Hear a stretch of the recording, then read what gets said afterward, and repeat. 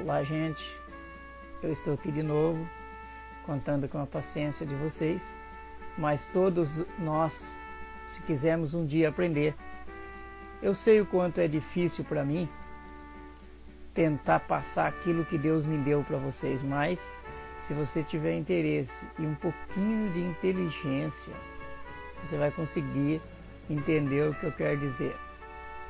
Quantas crianças, no caso eu mesmo, minha mãe contava a história de que as crianças eram trazidas por cegonha, por avião. É tão ruim ser enganado, né? Ser enganado é terrível. E principalmente por nossas mães, nossa mãe, nosso pai, né? Contam coisa para nós. Você notou como é tão gostoso quando a gente consegue descobrir a verdade? É tão interessante quando a gente consegue descobrir a verdade. É sobre essa verdade que eu quero levar você a entender um pouco. Esses dias eu fiz um vídeo intitulado Dia de Ramos e fiz um outro vídeo intitulado Páscoa. Gostaria que você desse uma olhada com cuidado, com carinho e observasse o que quero dizer. Não quero contar história, simplesmente história. O que quero levar você a entender o que é que o inimigo está fazendo, o que é que o diabo tem feito ao longo da história para tentar manipular todos os seres humanos e assim zombar de Deus.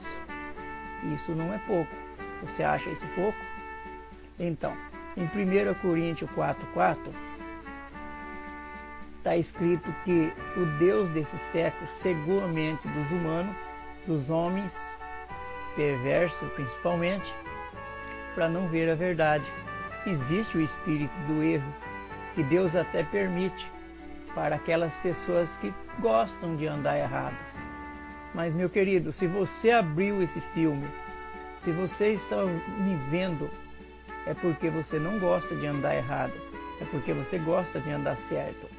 E se você gosta de andar certo, então você vai perceber que em Mateus, aliás, em Lucas, capítulo 4, versículo 16, conforme eu disse lá no filme de Ramos,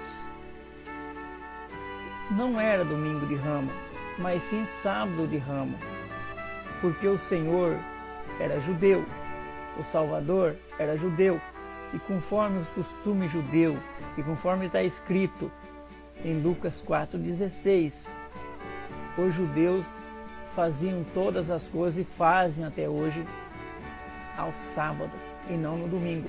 Então, o dia de Ramos, a entrada triunfal, foi no sábado e não no domingo. Em Mateus 26, versículo 2, o Senhor disse que ele seria entregue para ser morto no dia da Páscoa. Ele seria morto na Páscoa, seria entregue para ser morto na Páscoa. E Mateus 26, mesmo versículo 3 e 5, diz que eles, os fariseus, os judeus e mesmo os romanos, todos aqueles que planejavam a morte do Senhor, eles já faziam um plano de prendê-lo e matá-lo, acabar com tudo isso. O inimigo sempre procura destruir a verdade, destruir tudo aquilo que lhe contraria. Então, uma outra coisa que eu quero chamar a sua atenção, antes da gente falar sobre carnaval, que é o que eu vou falar hoje, eu quero chamar a sua atenção sobre paixão de Cristo. Paixão de Cristo. Cristo nunca teve paixão. Por que paixão, meu querido? Você pode olhar no dicionário de Aurélio. Paixão é um desejo intenso de bens, de gozos. Paixão é um desejo de ter coisas materiais, é um desejo de possuir alguém. Agora, o que o Senhor teve foi compaixão e não paixão, porque compaixão é o oposto da paixão. Então, compaixão foi o que ele teve. Então, logo, não existe paixão de Cristo. mas sim compaixão de Cristo, porque Ele se compadeceu de você, se compadeceu de mim, entendeu? Então não teve, você pode ver que a palavra paixão no Velho Testamento você vai encontrar só em Ezequiel, no capítulo 23, no versículo 11, uma única vez no Velho Testamento. Nos evangelhos, nos 4 evangelhos, você não encontrará nenhuma vez. Mas, se você observar nas cartas, você vai encontrar 15 vezes. E todas essas vezes não é para uma boa coisa, é para uma péssima coisa. Entendeu isso? Então, o que eu quero levar você a entender que compaixão é pensar na felicidade da outra pessoa. Tá? Pensar na felicidade da outra pessoa, é ter dó da outra pessoa, né? Ter piedade. É uma coisa boa e foi o que o Senhor teve. O Senhor não teve paixão, mas compaixão, porque paixão é o oposto, compaixão é o oposto de paixão. O carnaval de hoje, que você conhece, é totalmente mudado dos outros carnaval do passado, os quais parecia ser diferentíssimo, porque o carnaval do passado era 3 dias só. Eu me lembro ainda quando criança, os costumes dos antigos, que pulavam-se carnaval do sábado à noite até na terça-feira à noite. E a quarta-feira não se falava mais nisso, e outros dias também não se falava mais nisso. E o povo era muito mais religioso, né? Na quaresma, por exemplo, as pessoas cobriam espelho, quadros na parede, imagens, e era guardado tantas coisas.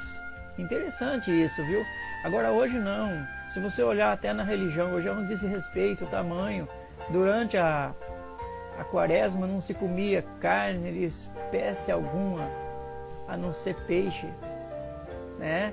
Então, eu quero falar disso aí, mas em outros vídeos eu quero falar por que comia-se peixe na quaresma, né? Mas diz que até hoje existe na Praça de São Pedro, em Roma, existe uma estátua lá que foi trazida pelo imperador romano Calígula, o mais devassos dos imperadores, né? Ele foi um imperador muito cruel. E lá tinha uma imagem que representava o sexo masculino. O sexo masculino ali representava naquela estátua. E naquela estátua sacrificava-se o rei Momo. Hoje parece que o inimigo, o diabo, trocou o rei Momo por milhares de outras pessoas que são sacrificadas no carnaval. O carnaval, se você entender ele no sentido histórico, busque dizendo, o carnaval sempre foi uma bagunça. E hoje o carnaval parece ser uma festa quase santa, né, o carnaval. Mas ali o carnaval é composto, historicamente oferecido às entidades, né, o Baco, Dionísio, Saturno, Deus Sol, é um monte de bagaceira e um monte de besteira aí que se envolve o carnaval aí, tá? O inimigo está atrás de todos, esses são todos demônios que foi trazido, e o carnaval está embutido em tudo isso aí.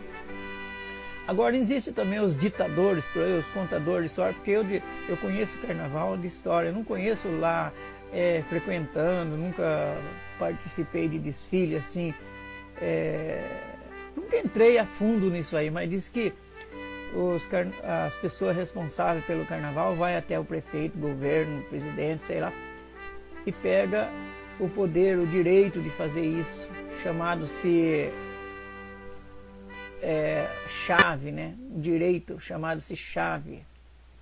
E esse direito, eles tomam posse da cidade, de locais, assim, entendeu? Mas eu quero dizer que o Senhor, ele disse, entregou a chave na mão de Pedro. Ele disse que Pedro abrir, né? Chave significa poder. Você pode ver isso em Isaías capítulo 22, versículo 22. Você vai ver que a chave faz parte do poder, né? Mas não é sobre isso que eu quero falar. Eu quero falar para você a data que ele foi, o momento que ele foi entregue eu quero falar nesse vídeo aqui sobre carnaval, tá? A Páscoa aconteceu 5 dias depois da entrada triunfal do Senhor. A entrada triunfal foi no sábado. Você pode ver isso nos meus vídeos, Dia de Ramos e Páscoa. A entrada triunfal foi no sábado. E contando 5 dias, domingo, segunda, terça, quarta, quinta-feira foi, na quinta-feira foi a Páscoa, 14 do mês de Nisan. Nesta quinta-feira, 14 do mês de Nisan, ele comeu a Páscoa nesse dia 14 do mês de Nisan, e no dia 15 ele foi preso na madrugada do dia 15. Primeiro ele foi levado a Anás, depois a Caifás, depois ele foi levado para fazer uma reunião. Depois dessa reunião foi levado para Pilatos, depois foi levado para Herodes, depois trouxeram de volta para Pilatos, daí soltaram Barrabás, para depois ele ser entregue à morte. Mas analisando bem, Pilatos e Herodes nem se comunicavam nessa época. Aí o que aconteceu? Houve aí uma união entre Pilatos, reataram as amizades talvez, ou fizeram amizade, talvez almoçaram junto. Tudo isso, meu querido, todas essas trajetórias, tudo isso que aconteceu com o Senhor, com certeza não foi de helicóptero. Com certeza foi a pé ou a cavalo. Foi demorado.